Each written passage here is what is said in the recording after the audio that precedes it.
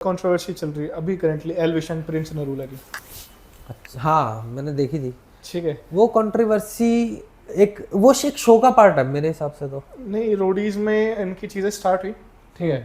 मैं बता देता हूँ लाइक कि क्या सिनेरियो चल रहा है अभी रोडीज में on set because of the show. ठीक है, बिकॉज ऑफ द उनके पर्सनल जितने टास्क होते हैं उनमें प्रिंस एंड एल्विश की किसी बात पे थोड़ी बहस हुई एंड अच्छा। वो पर्सनल लेवल पे बहुत ज़्यादा बढ़ गई ओके।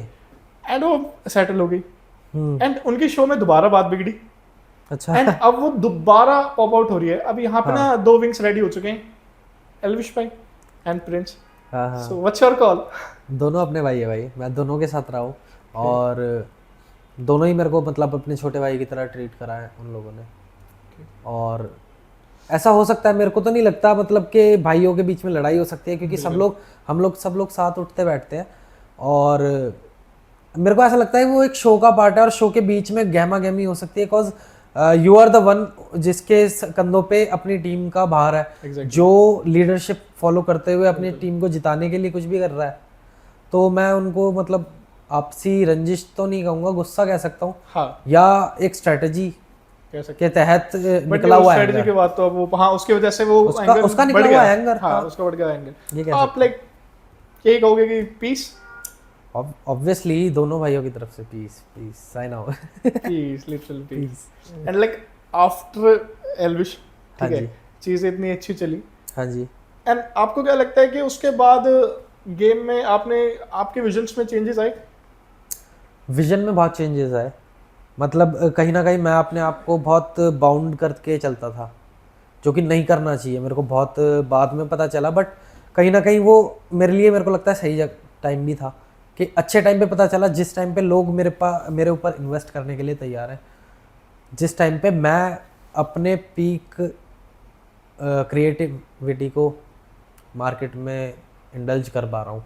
इस टाइम पे मेरे को मतलब सही हो रहा है, जो हो रहा है सब कुछ सही हो रहा है। सो भाई लाइक एल्विश के बाद मीटर खींच के is a really great thing. ठीक है, इतना बढ़िया चीज फटी।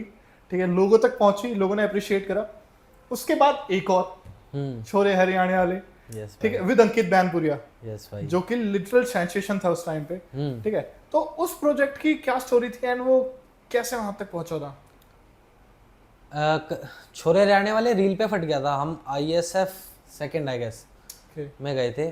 वो गाना वहाँ पर हम सबसे लास्ट स्पेशल अपीयरेंस देने गए थे, एल्विश और मैं। पैरा ने इनवाइट किया हम लोगों को, ठीक है। और हम लोग गए, हमने परफॉर्म किया भाई, वो रील फट गई। और ज़्यादातर यही हुआ कि हमारे पहले गाने फट चुके हैं, हमने जो रिलीज़ कर दिए वो फट रहे हैं। हम किसी लेवल को पहले नहीं गाने दे रहे थे, गाने हम रिलीज़ कर रहे थे, वो गाने फट रहे थे और उनको लेवल खरीद रहा था। तो होल साइकिल रिपीट हो रही थी। हाँ जी, तो ऐसे ही वो रील फटी, उसका क्या कहते हैं हम लोग, परफॉर्मेंस वीडियो फट गया था। A.GNH में आई गेस वो हुआ था। तो सब लोगों ने वहीं से देखा, अंकित भाई ने भी वहीं से देखा हुआ होगा। अंकित भाई उस टाइम पे बढ़िया उनका नाम चल रहा था, और हम लोगों ने ना उनको मैसेज करा, पैरा ने मैसेज किया था कि भाई हम लोग आएंगे मिलने। तो हम लोग उनके गांव गए सोनीपत मिलने उनसे। तो हमने वहाँ पे खाना पीना खाया, तब भाई ने ऐसे ही बोला कि यार वो वाला गाना बहुत पसंद है मेरे को, छोरे हरियाणा वाले। अगर करूँगा अगर मैं किसी में एक्ट ना, तो उस गाने में कर सकता हूँ। अब मैं सुन के खुश हो गया कि यार मेरा गाना है, मैंने लिखा है इतना अच्छा कि लोगों को पसंद आ रहा है। एल्विश भाई भी उसमें रेडी था काम करने के लिए उस टाइम ना। तो फिर ऐसे ही टाई अप हो गया कि अब एल्विश भाई भी ये कर रहा है और अंकित भाई भी कर रहे हैं, साथ कर रहे हैं दोनों काम। और फिर लेबल भी जुड़ गया, प्ले DMF, और होते होते होते होते सब कुछ आपके सामने था। पहले वो आपकी वोकल्स में डब था, राइट? हाँ जी। है ना? हाँ जी। देन उसके बाद एल्विश में डब हुआ। हाँ, इनिशियली जब हम पहुँचे थे एल्विश भाई के पास मिलने ना, तो हमने 6-7 गाने उनको सुनाए थे। तो छोरे हरियाणा वाले इज़ द फर्स्ट ट्रैक जो कि सबको समझ में आ गया था। सब लोगों की नींद उड़ गई थी, वो रात के 2-2:30 बजे की बात है। हम लोग स्टूडियो में बैठ के उस गाने को सुन रहे थे और सबकी नींद खुल गई, और हमने सोचा बस ये गाना है जो हम करने वाले हैं। तो उसके अगले 1-2 दिन के बाद हमने एक सेशन रखा। मैंने एक ही वर्स लिखा हुआ था उसके अंदर। फिर देन मैंने सेकंड वर्स लिखा। फिर वो एल्विश भाई को बोला कि आप गाओ, उनकी डबिंग लिए, एक टेक लिए।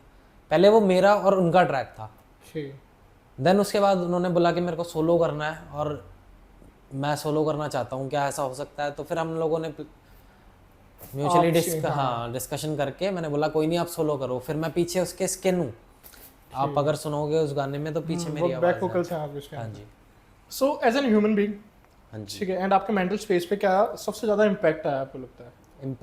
इम्पैक्ट यही आया ब्रो, आप अपने ना करीबी लोगों से दूर हो जाते हो। आपको एक ना सेफ स्पेस की नीड होती है। आप ये सोच लेते हो कि आप एकांत में रह के, अकेले रह के बहुत बड़ा या कुछ अच्छा अचीव करने की कोशिश करते हो, बट उस के साथ साथ एक ड्रॉबैक ये होता है ना, आप अपने करीबी लोगों से दूर हो जाते हो। कहीं ना कहीं वहाँ भी एक ब्लॉकेज क्रिएट होती है आपकी क्रिएटिविटी पे, जो मेरे साथ कहीं ना कहीं मेरे साथ फील हुई। मैं अपने ही बता सकता हूँ, बाकी हर किसी के लिए अलग वैरी करती हैं चीज़ें। तो मेरे साथ यही हुआ, मैं अपने करीबी दोस्तों से, लोगों से दूर हो गया था, और कुछ टाइम पहले मेरे को पता चला कि नहीं ये चीज़ गलत है, और फाइनली मैं दोबारा से अपने करीबी लोगों से मिलने लगा हूँ, काम करने लगा हूँ, और उसके ही बदौलत शायद ना मेरे काम में अभी तेज़ी भी आई है। सो यही है कि फेम तो मिल जाता है, बट लोग उसको ना मेंटेन करके नहीं रख पाते। तो वो मेंटेन करके रखना बहुत ज़्यादा ज़रूरी है। अचीव करना इम्पॉसिबल नहीं है, अचीव हो जाता है, बट मेंटेन करना की है।